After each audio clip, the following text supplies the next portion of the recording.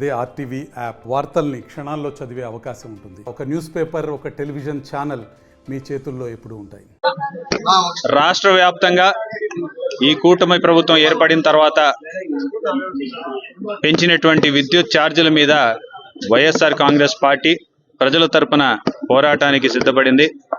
ఈరోజు ప్రతి ఒక్క గ్రామంలో, ప్రతి ఒక్క నియోజకవర్గంలో, రాష్ట్ర వ్యాప్తంగా కూడా పేదవాళ్ళందరూ కూడా వాళ్ళ నడ్డి విరుస్తూ ఈరోజు విద్యుత్ ఛార్జీలని పెంచిన పరిస్థితి మీరందరూ కూడా చూస్తున్నారు. ఇక్కడ ఉన్న మంది మీడియా మిత్రులందరూ కూడా మీ కరెంటు బిల్లుల్లో కూడా షాక్ తగిలే విధంగా మీ అందరికి కూడా చూస్తూ ఉన్నారు.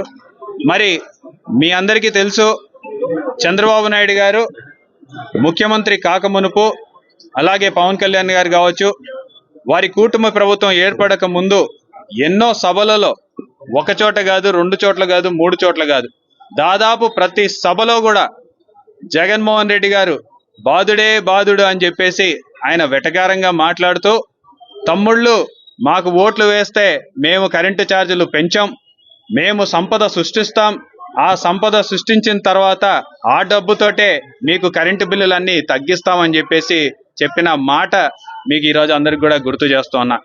మరి సంపద సృష్టిస్తాము అని చెప్పిన ఆ పెద్దలందరూ కూడా నిజంగానే తెలుగుదేశం పార్టీ నాయకులందరూ కూడా సంపద సృష్టించుకుంటున్నారు. వాళ్ళు రాష్ట్రానికి సంపద సృష్టిస్తారేమో అని చెప్పేసి ప్రజలు మభ్యపడి ఓట్లు వేసినారు. వాళ్ళు రాష్ట్రానికి మేలు చేసి కరెంటు ఛార్జీలు తగ్గిస్తారేమో అని చెప్పేసి వాళ్ళకి ఓట్లు వేసినారు. వాళ్ళకి సూపర్ 6 అని చెప్పేసి నీకు 15,000, నీకు 15,000, నీకు 18,000 అని చెప్పేసి అవి నిజంగానే వస్తాయేమో అని చెప్పేసి వాళ్ళు మోసపోయి ఈరోజు ఓట్లు వేసినటువంటి పరిస్థితి. మరి ఈరోజు ఒక్కొక్కసారి ప్రతి నెల ఏదో ఒక రకంగా వాళ్ళ నడ్డి విరుస్తున్నటువంటి పరిస్థితి మీరందరూ కూడా గమనిస్తూ ఉన్నారు. ఈరోజు 600 రూపాయలు, 500 రూపాయలు వచ్చే కరెంటు బిల్లు 1000 రూపాయల్లో 1000 రూపాయలకు పైగా వస్తుందంటే ఒక సామాన్య పేద మధ్యతరగతి కుటుంబాలు ఎలా నివసించగలుగుతాయో ఒకసారి ఆలోచించమని చెప్పి కోరుతున్నా. దాదాపు 15,600 కోట్ల రూపాయలు ఈరోజు ప్రజల మీద భారం వేసినటువంటి పరిస్థితి ఈ ప్రభుత్వంలో చూస్తున్నాం. ఎక్కడైనా సరే స్మార్ట్ మీటర్లు బిగిస్తే దానిని మీరు పగలగొట్టండి అని చెప్పేసి ఆ పెద్ద మనిషి గతంలో పిలుపుని కూడా ఇచ్చారు. మరి ఇప్పుడేమో ఖచ్చితంగా స్మార్ట్ మీటర్లు అమలు చేస్తాం, స్మార్ట్ మీటర్లు బిగిస్తాం, ఇష్టం లేకపోయినా సరే బలవంతం చేసి ఈరోజు ప్రతి ఒక్క గ్రామాల్లో కూడా స్మార్ట్ మీటర్లు బిగిస్తున్నటువంటి పరిస్థితి ప్రజలందరూ కూడా గమనిస్తూ ఉన్నారు. మరి గతంలో 200 యూనిట్లు ఉచితంగా ఎస్సీ ఎస్టీ పేదలకి ఇస్తాము అని చెప్పేసి ఆ రోజు ఒక్క రూపాయి కూడా వాళ్ళ నుంచి వసూలు చేయనటువంటి పరిస్థితి నుంచి ఈరోజు వివిధ ఛార్జీల పేరిట వాళ్ళ నుంచి కూడా డబ్బులు వసూలు చేస్తున్నటువంటి పరిస్థితి ప్రజలందరూ కూడా గమనిస్తూ ఉన్నారు.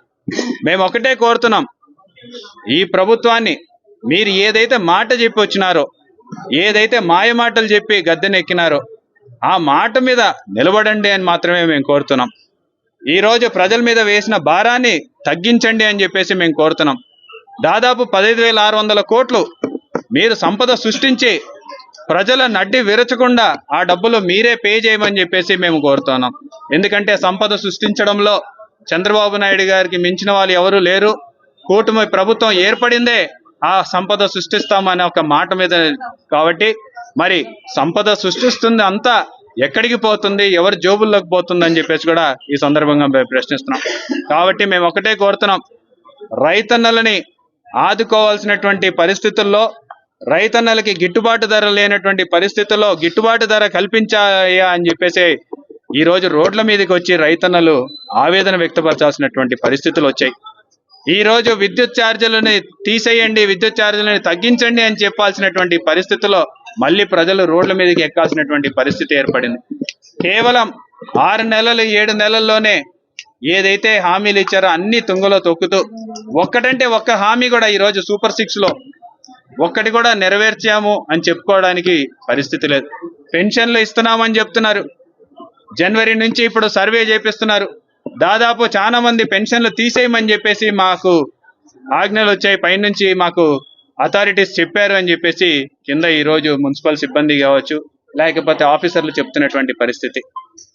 మరి ఈరోజు పెంచినట్టుగా ఒకవైపు చూపిస్తూ మరోవైపు పెన్షన్లు తొలగించడం ఎంతవరకు న్యాయం అనేది కూడా ఒకసారి మేము కూటమి ప్రభుత్వాన్ని ఆలోచించుకోవాల్సిందిగా కోరుతున్నాం. మరి ఈ రకంగా ప్రజల్ని మభ్యపెట్టడం అసాధ్యం. ప్రజలు ఇప్పటికే మేల్కొన్నారు. ఎందుకంటే ఎక్కడా కూడా ఉచిత బస్సు కనపడడంలా, ఎక్కడా కూడా ఈ రోజు సూపర్ 6 ఆ హామీలు ఒక్క చోట కూడా నెరవేర్చిన దాఖలాలు కనపడడంలా, మరి ప్రజలకి ఏ మెసేజ్ ఇద్దాం అనుకుంటున్నారో మరి కూటమి ప్రభుత్వం పెద్దలందరూ కూడా తేల్చాల్సినటువంటి సమయం. ప్రతి నెల ఒక డైవర్షన్ టాపిక్ లాగా కొత్త కొత్త టాపిక్లు తీసుకొచ్చి ప్రజల మనసుల్ని డైవర్ట్ చేయాలనుకుంటున్నారు. కానీ మీరు చేస్తున్నటువంటి ఈ రకమైన పన్నుల వల్ల, కరెంటు ఛార్జీల వల్ల కావచ్చు, లేకపోతే రైతన్నలకి చేస్తున్నటువంటి ద్రోహం వల్ల కావచ్చు, ప్రజలు మిమ్మల్ని తిరస్కరిస్తున్నటువంటి పరిస్థితి ఆల్రెడీ. మరిన్ని వీడియోస్ కోసం ఛానల్ ని సబ్స్క్రైబ్ చేయండి. లేటెస్ట్ అప్డేట్స్ కోసం వాట్సాప్ ఛానల్ ని ఫాలో చేయండి. అండ్ లింక్ డిస్క్రిప్షన్ లో ఉంది.